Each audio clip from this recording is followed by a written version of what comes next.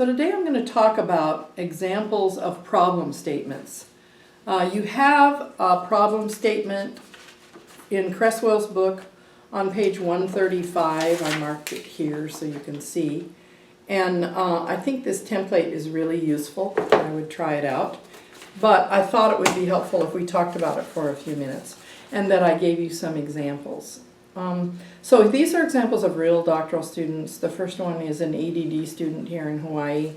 And he says, the purpose of this study is to document and examine the experiences, memories, and personal commentaries, that's in parentheses, of two longtime heads of school who have endured at their same Hawaii private schools for a minimum of 15 years. And then he names the two people.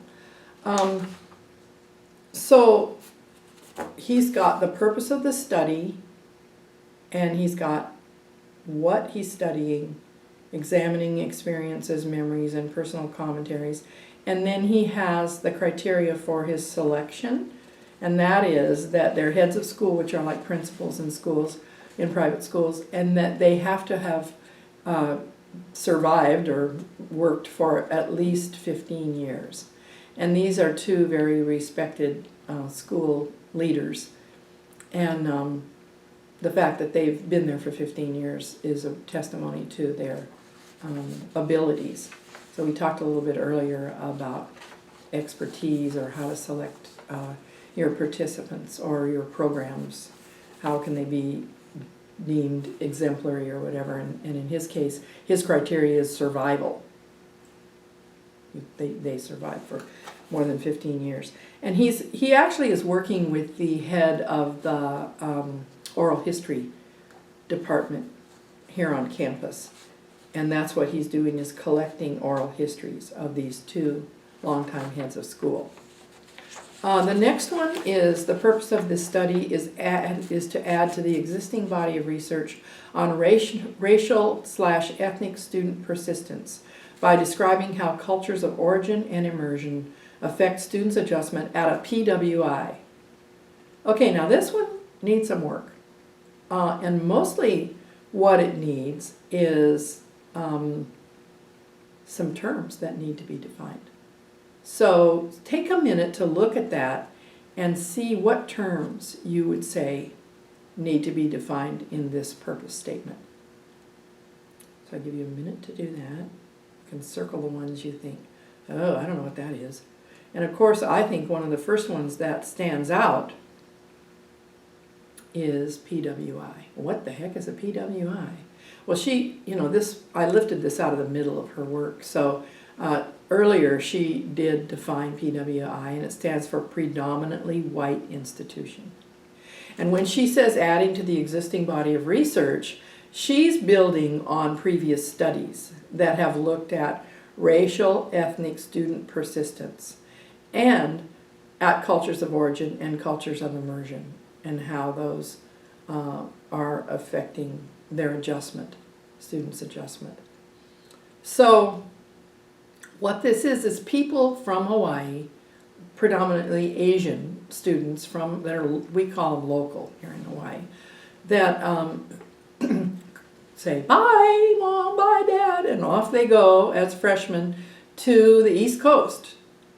Well, if you're from Hawaii, mostly here you see a very diverse population.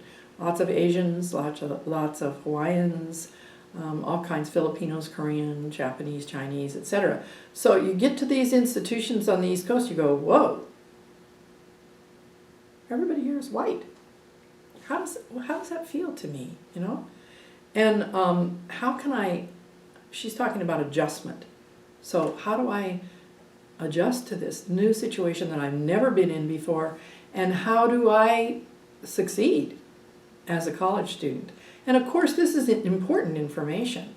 But she's got these terms in here, cultures of origin and cultures of immersion. Now, those words, again, come out of previous studies, but she's got to define those, and she did in her work. So, and student persistence, how long do they have to persist? A month? 5 years? You got to figure out what your definition of persistence is. And again, she's done that. But those are all terms that need to be defined in that particular purpose statement. Now, as I said, on page 135, dear John Cresswell, I know John, by the way, I reviewed his first book. I think you'll find a thank you to me in the front, actually. This is the 3rd edition, though. It has this lovely statement, the purpose statement. The purpose of this blank biographical, phenomenological, grounded theory, ethnographic case study is, and she just, the two I gave you just said this study, but it would have been helpful if he would have said an oral history, or whatever. Is, was, will be, to, and this we have, understand the persistence of students by describing how cultures of origin and immersion affect their adjustment at predominantly white institutions. So we've got the piece of what's she trying to do, understand.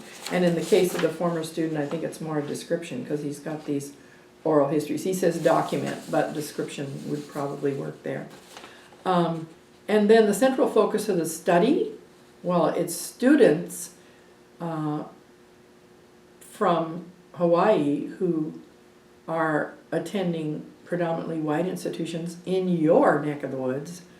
Well, not all of you, but a lot of you are on the East Coast. I know some of you are in California. One person's in Thailand. I mean, we got a real mix of people here.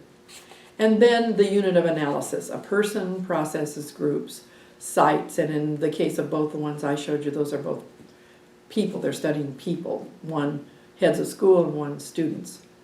And then at this stage in the research, the central focus being studied will be generally defined as, provide a general definition of the central concept. And I think that would be very helpful, a place where the second student can talk about cultures of origin and cultures of immersion. Those definitions could be in that part of the statement. So it's helpful for you to use this template to think about your own work and what your purpose is, what you're going to do, what's the central focus for the study, what's the unit of analysis, and then, as you can see, he gets into definitions, which I talked about. What needs to be defined here? And often there are several things that need to be defined. So, happy exploring. Enjoy using Cresswell's template, and let me know if you have questions. Thanks.